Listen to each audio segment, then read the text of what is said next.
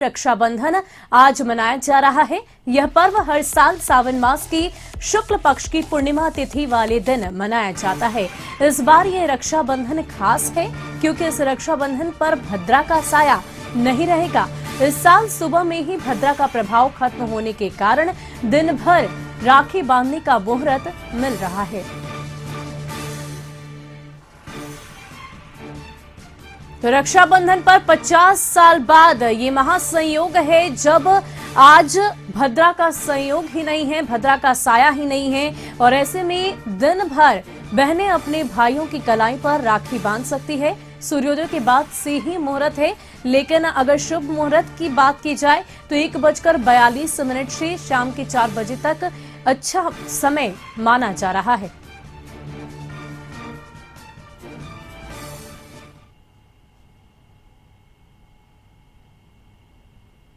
तो बता दें कि रक्षाबंधन पर 50 साल बाद ये महासंयोग बन रहा है। रक्षाबंधन पर बन रहा है 4 विशिष्ट संयोग। इस रक्षाबंधन भद्रा का साया बिल्कुल भी नहीं है। इसके अलावा सूर्योदय के बाद बहनें कभी भी भाइयों के हाथों पर राखी बांध सकती है।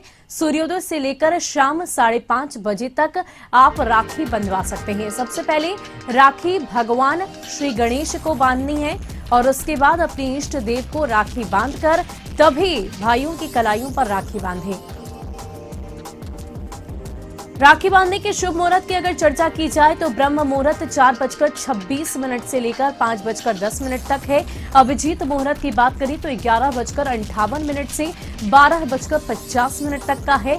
विजय मुहूर्त 2:34 से शुरू होकर दोपहर के 3:26 तक का है। इसके अलावा गोधूली मुहूर्त की बात करें तो 6:40 से शुरू होकर शाम के 7:05 तक का है और अमृतकाल मुहूर्त की बात करें तो 9:34 से 11:07 तक का है।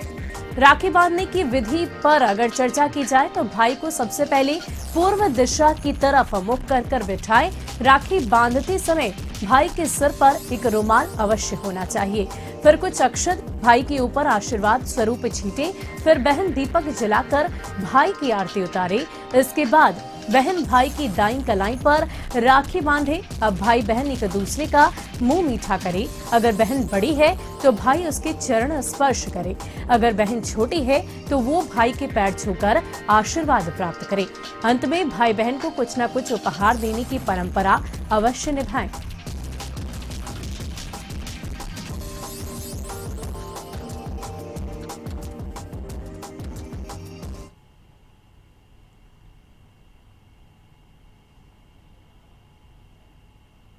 रक्षाबंधन पर सीएम नीतीश का कार्यक्रम राजधानी वाटिका में पेड़ों को राखी बांधने का है। वृक्ष सुरक्षा दिवस कार्यक्रम में वो आज हिस्सा लेंगे। मुख्यमंत्री ने रक्षाबंधन की शुभकामनाएं भी दी है।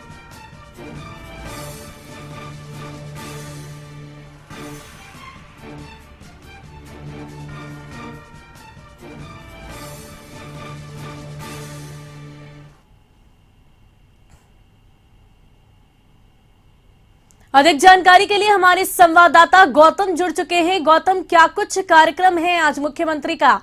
देखिए, मुख्यमंत्री नीतीश कुमार जो है हर साल जो है वृक्ष को राखी बांधते हैं और इस कार्यक्रम को जो है बिहार सरकार के तरफ से वृक्ष सुरक्षा दिवस के रूप में जो है आज के दिन मनाया जाता है। मुख्यमंत्री नीतीश कुमार हर साल आज के दिन एक पौधा भी लगाते हैं और ये कार्यक्रम उनका पटना के राजधानी वाटिका में आयोजित होती है और एक वृक्ष को वो राखी बांधते हैं। संरक्षण को लेकर पौधों पेड़ का जो है संरक्षण को लेकर उनको समाज को ये मैसेज दिया जाता है और जिस तरह से आज रक्षाबंधन के दिन के जो भावना है कि भाई जिम्मेवारी होता है बहनों की सुरक्षा करने का, उसी प्रकार मुख्यमंत्री नीतीश कुमार पेड़ पौधे के संरक्षण को लेकर जो है समाज को मैसेज देते हैं और लोगों की अपील भी उनकी रहती है कि वो बहनों की सुरक्षा के साथ साथ जो जीवन बचाने का जो कहा जाता है कि जो पेड़ ऑक्सीजन जो देती है और जो सबसे महत्वपूर्ण जीवन में ऑक्सीजन की जरूरत होती है उसका उपलब्धता पौधों से होती है, पेड़ पौधों से, तो उसकी रक्षा करना एक बहुत बड़ी जिम्मेवारी है और उनका एक कई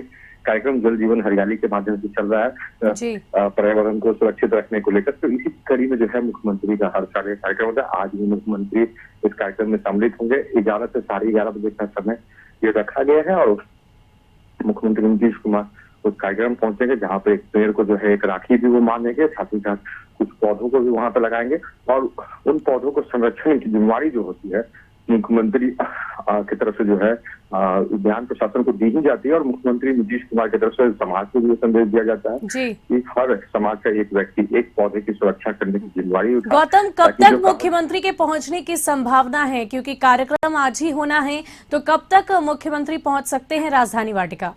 देखिए 11 से 11:30 बजे का समय है मुख्यमंत्री नीतीश कुमार का इस कार्यक्रम में जो है शिरकत करने को, और इसी दौरान जो है वो इस कार्यक्रम में पहुंचेंगे। बिहार सरकार के वन पर्यावरण मंत्री नीरज कुमार बबलू भी जो है इस कार्यक्रम में रहेंगे। और देखिए मुख्यमंत्री नीतीश कुमार इस कार्यक्रम के बाद जो है वो दिल्ली रवाना होंगे, क्योंकि अब प्रधानमंत्री से उनकी मुलाकात है। तो 11 से 11:30 बजे का समय रखा गया है। समाज के कई बुद्धिजीवी लोग, समाज के कई ऐसे वर्ग के लोग जो इस कार्यक्रम में सम्मिलित होंगे, जिनकी तरफ से समाज को मैसेज भी दिया जाएगा कि मुख्यमंत्री की तरफ से जो है रक्षाबंधन पर खासकर बिहार में पौधों को संरक्षण देने को लेकर मुख्यमंत्री की जो एक बहुत बहुत शुक्रिया गौतम हमारे साथ जुड़ने के लिए। तो मुख्यमंत्री नीतीश कुमार की तरफ से आज पौधों को राखी बांधी जाएगी। इससे पहले भी हर रक्षाबंधन पर मुख्यमंत्री नीतीश कुमार वाटिका पहुंचते हैं और वहां पर पेड़ों को राखी बांधकर बिहार वासियों को, देशवासियों को संदेश देते हैं कि पर्यावरण की सुरक्षा हमें जरूर करनी चाहिए।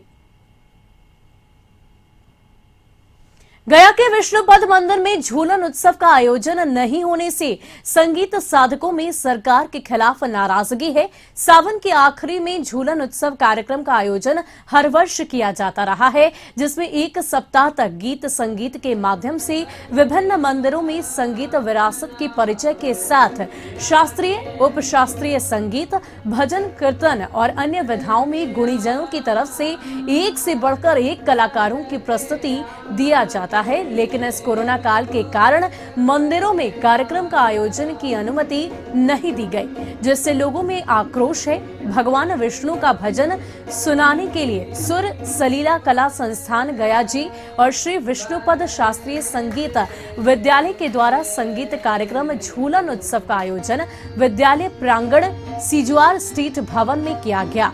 बच्चों ने एक से बढ़कर एक संगीत की प्रस्तुति देकर भगवान विष्णु को समर्पित किया। गया जी के चर्चित गायक पंडित राजन सिजुआर ने कहा कि कार्यक्रम की अनुमति इसलिए नहीं दी गई क्योंकि सरकार को डर है कि मंदिर से ही कोरोना ज्यादा फैल जाएगा, जबकि स्कूल, मॉल और अन्य संस्थानों को खोल दिया गया है, जहां सैकड़ों की संख्या में भीड़ जमा रहती है।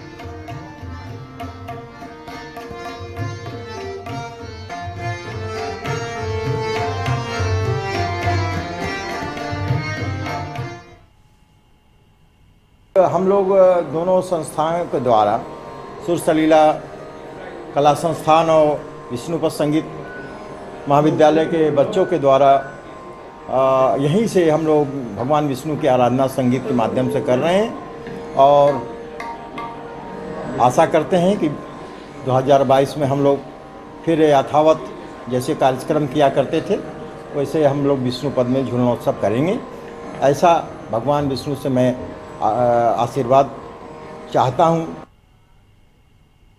श्रावणी पूर्णिमा के मौके पर खगड़िया में परबत्ता प्रखंड के खजरैठा गांव में भव्य झूलनोत्सव का आयोजन किया गया, जहां भगवान राम के मंदिर को भव्य तरीके से सजाया गया। चांदी के बने झूले पर भगवान राम अपने परिवार के साथ झूलते नजर आए। झूलनोत्सव के अवसर पर मंदिर परिसर में भजन कीर्तन का आयोजन किया गया, जिसमें अंग क्षेत्र के मशहूर संगीत कलाकार स्वर्गीय दिगंबर महंत के पुत्र नरेंद्र उर्फ मंटू महंत ने अपने मधुर संगीत से श्रोता गणों को मंत्रमुग्ध किया।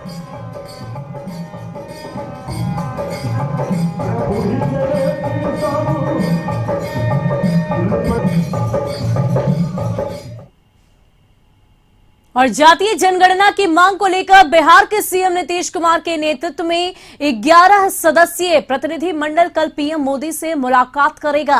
लिहाजा आज शाम ही नीतीश कुमार दिल्ली जाएंगे। मुख्यमंत्री नीतीश के नेतृत्व वाले इस प्रतिनिधि मंडल में राजद विधायक दल के नेता तेजस्वी यादव, जेडीयू से शिक्षा मंत्री विजय कुमार चौधरी, बीजेपी से खान भूतत्व मंत्री जनक राम, कांग्रेस विधायक दल के नेता अजीत शर्मा, सीपीआई विधायक दल के नेता महबूब आलम, कार्यक्रम AIMIM विधायक दल के नेता अख्तरुल इमान, पूर्व मुख्यमंत्री और हम विधायक दल के नेता जीतन राम मांझी सहित VIP प्रमुख मुकेश सहनी और इसके अलावा CPI विधायक दल के नेता सूर्यकांत पासवान और CPM विधायक दल के नेता अजय कुमार शिरकत करेंगे। जनगणना कराने की मांग को लेकर प्रधानमंत्री से मुलाकात करेंगे।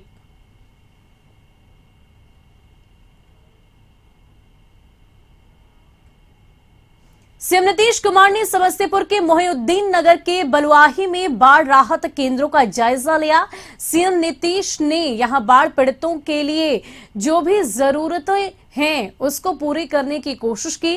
प्रशासनिक व्यवस्था का भी जायजा लिया। सीएम ने कहा कि कई इलाके में बाढ़ पूरी तरीके से है और वे खुद जिलों का दौरा कर जायजा ले रहे हैं। उन्होंने कहा कि सरकार की तरफ से लोगों को मदद पहुंचाई जा रही है। इस बीच पानी बहुत निकला है, वो भी ऊपर से हम देख रहे हैं, लेकिन लोग प्रभावित हुए। सब प्रभावित लोगों को सहायता देने की जो योजना हम लोगों की है उसके मुताबिक काम किया जा रहा है। कहीं को वहाँ से हटा करके दूसरी जगह रखने का इंतजाम, कहीं भोजन का प्रबंध, लोगों के लिए अनाज का प्रबंध, और फिर आप जानते ही हैं कि प्रत्येक प्रभावित परिवार को हम लोग देते हैं, मदद करते हैं। 6,000 रुपया हर परिवार को देते हैं। तो कई जगहों पर आज हमने पूछा है, अनेक जगहों पर लोगों ने पैसा भी दे दिया है। तो हम एक एक चीज को देख रहे हैं। और बाढ़ प्रभावित इलाकों का हवाई सर्वे करने के बाद सीएम नीतीश ने कहा कि लोगों का बहुत नुकसान हुआ है और उनको सहायता दी जाएगी। राहत का काम चल रहा है। वहीं जातीय जनगणना पर पीएम मोदी से मुलाकात पर उन्होंने कहा कि एक बार जातीय जनगणना अवश्य होनी चाहिए, इससे काफी फायदा होगा। पीएम मोदी से इसके लिए आग्रह करेंगे। नल जल योजना पर पूछे गए सवाल पर मुख्यमंत्री ने कहा कि इसका काम पूरे 90% तक हो चुका है। जो काम बचा है वो भी जल्द पूरा करा दिया जाएगा। अभी तो हम लोग जा रहे हैं यही रिक्वेस्ट करने के लिए कि जातिगत जनगणना होनी चाहिए, तो उसी पर अपनी बात हम लोग रखेंगे। वो तो फिर केंद्र सरकार के ऊपर है क्या निर्णय ले। आवास के लिए भी इंतजाम, भोजन के लिए इंतजाम और अन्य प्रकार से सुविधा जो दी जाती है हर परिवार को, फिर पशुओं के देखभाल के लिए जो सब चल रहा था हमने देख लिया और लोगों से बातचीत की तो चल रहा। वैसे तो अब हट रहा था और वो कुछ जो बचा हुआ है उसके लिए तेजी से काम कर रहा है। अभी 99% का हमको फिगर, हमको ऑलमोस्ट 90% का फिगर उस समय पहले तक का जो हमने आकलन किया था उससे था, अभी चल रहा। कई जगह कई कारण से। और खबर आरजेडी में चल रहे घमासान को लेकर, जहां जगदानंद सिंह मामले पर छाई गर्माहट के बीच तेज प्रताप ने ट्वीट किया है। ट्वीट करते हुए उन्होंने विरोधियों पर निशाना साधा और लिखा कि कोई कितना भी षड्यंत्र कर ले लेकिन कृष्ण और अर्जुन की जोड़ी को तोड़ नहीं पाओगे। इन सबके बीच तेज प्रताप यादव भी लालू प्रसाद यादव से मिलने दिल्ली गए हैं। तेज प्रताप सड़क मार्ग से ही दिल्ली गए हैं। बता दें कि इस मामले में अब तेजस्वी ने तेज प्रताप को कोई भी तरजीह नहीं देने के मूड में दिखाई दे रहे और उन्होंने साफ लहजे में कह दिया है कि पार्टी में बड़ों का सम्मान और अनुशासन बनाकर रखना होगा। इस मामले में लालू प्रसाद से बातचीत करने के लिए शुक्रवार की शाम को ही तेजस्वी यादव दिल्ली रवाना हो चुके हैं। शुक्रवार को ही तेज प्रताप ने तेजस्वी से बात करने के लिए राबड़ी आवास पर गए, लेकिन वहां से वो काफी गुस्से में बाहर निकले और बाहर मीडिया से बातचीत करने के दौरान उन्होंने कहा कि संजय यादव ने उन्हें तेजस्वी से बातचीत करने से रोका।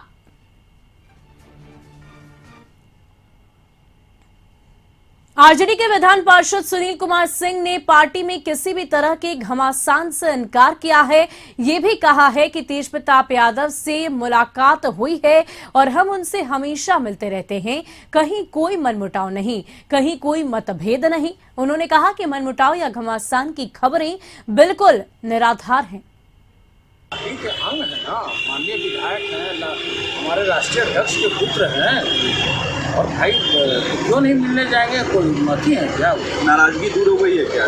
किस तरह का नाराजगी? कहाँ था नाराजगी? आप लोग को बीच में ऐसे पकड़ रहे थे कि कौन आदमी क्या बयान देता है, इसलिए तो हम कह रहे थे कि सब गलतफहमी मत पड़िएगा। कोई भी व्यक्ति वो आज भी उनका प्रूफ देखे होंगे कि हमारा तेजस्वी अर्जुन है, तो भाई अब बचा क्या? तो खुद ट्वीट कर रहे हैं। आरजेडी में मचे घमासान पर मंत्री प्रमोद कुमार ने तंज कसते हुए कहा कि परिवार में विवाद हो गया है तो बंटवारा स्वाभाविक है। ऐसे में दबी हुई संपत्ति के साथ लोटे थाली तक का बंटवारा होगा। वहीं मंत्री आलोक रंजन झा ने इसे वर्चस्व की लड़ाई बताया। कुछ पार्टी है पारिवारिक पार्टी, तो जब परिवार में बंटवारा होता है तो छिपा का, थाली का, लोटा का, गिलास का, जमीन का कोना कोनी सब बंटवारा होता है और जो दबा हुआ संपत्ति है उसको भी निकाल के बांटा जाता है। तो अब बंटवारा का समय है, स्वाभाविक है, भाई भाई का बंटवारा है, तो इसमें उनके मम्मी पापा को ध्यान देना चाहिए कि बराबरी। तो लालू परिवार में वर्चस्व की लड़ाई चल रहा है और दोनों भाई अपने वर्चस्व बनाने के लिए लगे हुए हैं और यह उनका पारिवारिक।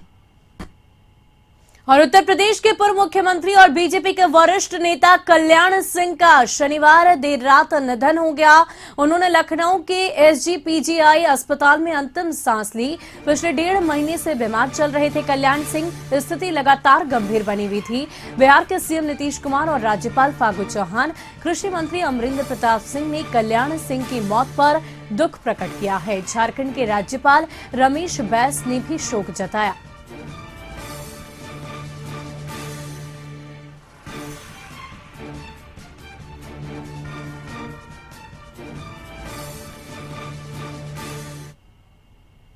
और वक्त हो चुका है एक छोटे से ब्रेक का। खबरों का सिलसिला यूं ही जारी रहेगा और रुक करते हैं खबरों की ओर। झारखंड के राज्यपाल रमेश बैस ने उत्तर प्रदेश के पूर्व मुख्यमंत्री कल्याण सिंह के निधन पर शोक प्रकट किया। उन्होंने ट्वीट पर लिखा कि कल्याण सिंह एक कुशल प्रशासक, राजनीतिज्ञ एवं संवेदनशील व्यक्ति थे। उन्होंने जनहित व विकास कार्यों से जनमानस में अपनी अमिट पहचान स्थापित की। ईश्वर उनकी आत्मा को चिर शांति प्रदान करे तथा उनके परिजनों को इस पीड़ा को सहने की शक्ति प्रदान करे।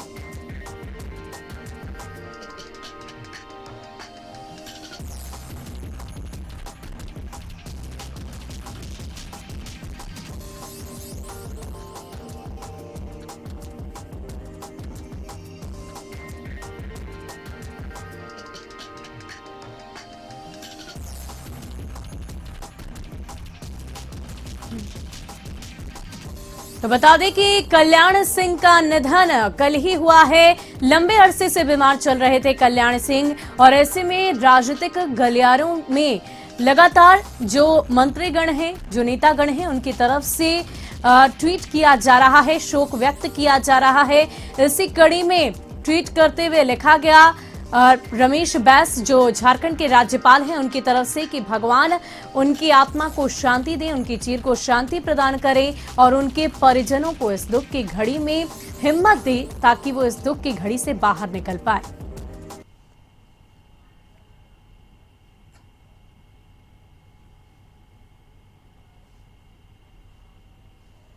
वहीं केंद्रीय मंत्री अर्जुन मुंडा ने भी ट्वीट कर शोक प्रकट किया है। उन्होंने ट्वीट पर लिखा है कि पूर्व मुख्यमंत्री कल्याण सिंह जी के निधन का दुखद खबर मिला। उनके निधन से भारतीय राजनीति के एक युग का अंत हो गया। भगवान श्री राम उन्हें अपने चरणों में स्थान दे, उनके परिजनों को यह दुख सहन करने की शक्ति दे। ओम शांति।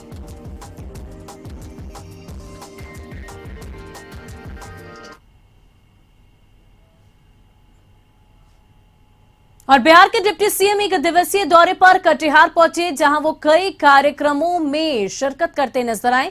जातीय जनगणना और राजद में मचे घमासान पर डिप्टी सीएम तारकिशोर प्रसाद ने अपनी प्रतिक्रिया दी। उन्होंने कहा कि उत्तर प्रदेश के पूर्व मुख्यमंत्री और बीजेपी के कद्दावर नेता कल्याण सिंह के निधन पर अपनी संवेदना भी जाहिर की और इसे बीजेपी के लिए अपूरणीय क्षति बताया। डिप्टी सीएम से बातचीत की हमारे संवाददाता रितेश रंजन ने। बिहार के डिप्टी सीएम अपने एक दिवसीय दौरे पर अपने गृह विधानसभा क्षेत्र कटिहार में, आज रक्षाबंधन भी है और वो अपनी बहन से अपनी कलाई पे राखी भी बनवाएंगे और साथ ही साथ उनका पूर्णिया दौरा भी है। कई कार्यक्रम में उनको शिरकत करना है। आइए सीधे उनसे रूबरू कराते हैं। सर, उत्तर प्रदेश के पूर्व मुख्यमंत्री कल्याण जी का निधन हो गया, एक बड़ी क्षति कही जाएगी बीजेपी के लिए। हाँ, स्वर्गीय कल्याण सिंह भारतीय जनता पार्टी के वरिष्ठ नेता रहे हैं और उत्तर प्रदेश के मुख्यमंत्री के रूप में उन्होंने काफ़ी ख्याति प्राप्त की है और कई राज्यों के राज्यपाल के रूप में भी उनका बेहतर कार्यकाल रहा है और उन्होंने उत्तर प्रदेश में कई ऐसे कदम उठाए हैं जिसकी चर्चा आज भी होती है। हम अपनी संवेदना प्रकट करते हैं और कल्याण सिंह जी की मृत्यु से एक बड़ी क्षति भारतीय जनता पार्टी को हुई है। हमारे कद्दावर नेता रहे हैं और उनके नेतृत्व में उत्तर प्रदेश कई समस्याओं का समाधान भी किया है, तारीख गवाह है उसकी। हम आज उनके निधन पर अपना शोक भी प्रकट करते हैं। सर, एक डेलीगेशन जो है पीएम मोदी से मिलने का समय मिला है नीतीश कुमार के नेतृत्व में। बीजेपी के जनग्राम जी जा रहे हैं, क्या कहना चाहेंगे कि जातीय जनगणना पे जो ये है किस तरह से इसको देख रहे हैं? नहीं, ठीक है। बिहार विधानमंडल ने जो प्रस्ताव पारित किया उसके आलोक में माननीय मुख्यमंत्री जी के नेतृत्व में बिहार विधानमंडल के सभी दलों के नेता कल प्रधानमंत्री जी से मिलेंगे और जनगणना से जुड़े हुए विषय पर बात करेंगे। यह केंद्र सरकार से जुड़ा हुआ विषय है, इसलिए भारत के यशस्वी प्रधानमंत्री जी ने जब समय दिया है तो माननीय प्रधानमंत्री जी और माननीय हमारे बिहार के मुख्यमंत्री जी दोनों इस विषय पर बात करेंगे। फिर जो दोनों हमारे नेताओं का जो निर्देश होगा उसके आलोक में फिर भारत सरकार उसको देखेगी। सर, राजद में जिस तरह से घमासान मचा है, क्या लगता है कि अगर बीजेपी जगदानंद बाबू का स्वागत करेगी? जगदानंद सिंह जी हमारे वरिष्ठ विधानमंडल के सदस्य के रूप में रहे हैं और बिहार में लंबे समय तक उन्होंने राजनीतिक जीवन में काम किया है। जगदानंद बाबू को उम्र के ऐसे दौर में कुछ ऐसे चीज़ें देखने पड़ रही है जो वास्तव में दुर्भाग्यपूर्ण है। हम उनका सम्मान करते हैं। ये थे हमारे साथ बिहार के डिप्टी सीएम श्री तारकिशोर प्रसाद, जो अपने एक दिवसीय दौरे पे कटिहार आए हैं। उनका स्पष्ट तौर पे कहना है कि सीएम के नेतृत्व में जो डेलीगेशन पीएम से मिलेगा, ये केंद्र सरकार इसको देख रही है और केंद्र सरकार और जो सूबे के मुखिया नीतीश कुमार का जो फैसला होगा वो मंजूर होगा। साथ ही साथ उन्होंने कहा कि जिस तरह से आज राजद में घमासान मचा है, जगदानंद बाबू एक वरिष्ठ नेता हैं, उनका सम्मान करते हैं। तो कहीं ना कहीं जो है जातीय जनगणना और राजद में मचे घमासान पे डिप्टी सीएम ने अपनी प्रतिक्रिया दी है और शाम में डिप्टी सीएम पुनः पटना लौट जाएंगे। तो एक दिवसीय कार्यक्रम था। अब देखना वाजिब होगा कि नीतीश कुमार के नेतृत्व में जो डेलीगेशन मुख्यमंत्री प्रधानमंत्री से मिलेगा उसमें क्या निर्णय आ पाता है जातीय जनगणना पे। रितेश संजन, कशिश न्यूज, कटिहार। दुमका में महिलाओं को रोजगार से जोड़ने के लिए सरकार ने एक अच्छी पहल की है। शास्त्री नगर मोहल्ले में एक प्रज्ञा केंद्र में सैनिटरी पैड बनाया जा रहा है। सैनिटरी पैड से जहां महिलाएं स्वच्छ और सुरक्षित रहेंगी, वहीं इन्हें रोजगार भी मिल रहा है।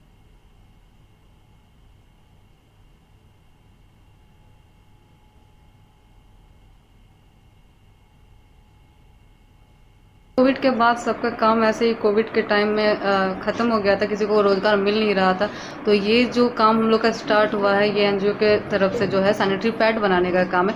ये सबसे पहले तो महिला लोग को जागरूक करने के लिए है, वो लोग का स्वास्थ्य को देखते हुए ये चीज़ का काम शुरू हुआ, जिसमें कि हम लोग सबको सहयोग भी करना चाहिए। हम लोग का रोज़गार भी स्टार्ट हो गया, नया एक काम मिला जिसमें कि सबको हम लोग जागरूक कर सकते हैं, प्लस अपना भी 100% दे करके सबको बताना, प्लस काम में सबको जोड़ना।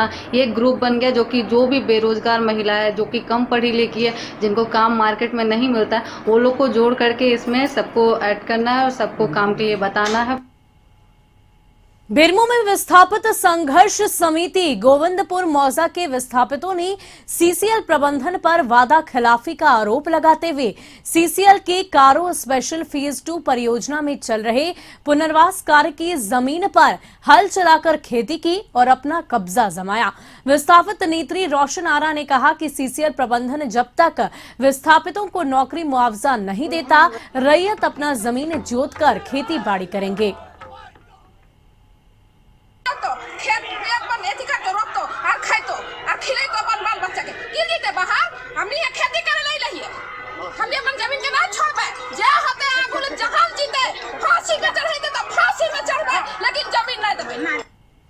दुमका के अनुमंडल पदाधिकारी महेश्वर महतो के आदेश पर जरमुंडी अंचल कार्यालय में कैंप कोर्ट का आयोजन किया गया, जिसमें जरमुंडी अंचल में काफी संख्या में रिक्त पड़ी राजस्व ग्राम प्रधानों की नियुक्ति सहित विभिन्न मामलों का निष्पादन किया गया। एसडीओ महेश्वर महतो ने बताया कि कैंप कोर्ट में कुल 96 मामलों की सुनवाई की गई, जिसमें से रिक्त पड़े 32 ग्राम प्रधानों की नियुक्ति के मामले को सुलझा लिया गया और 2 मामलों को खारिज किया गया। आज 34 ऐसे थे जिन पर कि आज हम लोगों ने आदेश किया है और जो शेष है उसमें भी प्रतिवेदन के अभाव में अंचल अधिकारी का प्रतिवेदन उसमें प्राप्त नहीं था, जिसके कारण और कुछ धारा 5 के तहत भी था जिसमें वोटिंग करानी है, तो उसके लिए जमाबंदी रैयत की भी उपस्थिति नहीं थी, जिसके कारण उन सबों पर आज निर्णय नहीं लिया जा सका। बगहा में सरकार की महत्वाकांक्षी 7 निश्चय योजना में घोटाला और कमीशनखोरी धोखाधड़ी का खुलासा वार्ड सदस्य ने किया है। मामला रामनगर प्रखंड के सपही पंचायत के वार्ड नंबर 8 का है, जहां वार्ड सदस्य कामेश्वर राम का कहना है कि बेलकहनी गांव में नल जल का कार्य हुआ है, लेकिन कुछ घर इस लाभ से अभी तक वंचित हैं। हमने दिया मिस्त्री के नाम से एक सादा चेक पर साइन मतलब हम किए हैं। सचिव साहब ने हमारा ऐसा किया है काम, धोखा से शिव शक्ति टेलर्स के नाम से उठा लिया है। क्या नाम है सचिव का? सचिव का नाम है सुमन यादव। पैसा का निकासी कर लिए? कितना पैसा का निकासी कर लिया? 1,20,000 का। क्या बोलते हैं अब वो? अब उनसे हम पूछते हैं कि भाई जो अधूरा काम है उसको पूरा करूं, तो वो बोलता है ये देखेंगे या करें। दरभंगा जिले के केवटी प्रखंड और कमतौल थाना क्षेत्र अंतर्गत गोपालपुर गुमती और माधोपट्टी के बीच अधवारा समूह के बागमती नदी का जमींदारी बांध करीब 20 फीट टूट गया, जिसके बाद तेजी से नदी का पानी कटाव स्थल से गांव की तरफ बढ़ने लगा है। हालांकि मौके पर बाढ़ नियंत्रण विभाग के अधिकारी, प्रखंड प्रशासन और कमतौल थाना की पुलिस मजदूरों के साथ कटाव स्थल को बांधने में जुट गई है। किसी को पता नहीं है कैसे टूटा, पहले से पानी रिसाव था यहाँ पर, जिस कारण से धीरे धीरे बड़ा छेद होते होते बड़ा सा हो गया, जो बांध को लेकर के बैठ गया, डूब गया, टूट गया सर। कब टूटा है? कल रात में टूटा है, टाइम किसी को पता नहीं है। और फिलहाल के लिए इस बुलेटिन में इतना ही। बिहार झारखंड की तमाम खबरों के लिए देखते रहिए कशिश न्यूज। नमस्कार।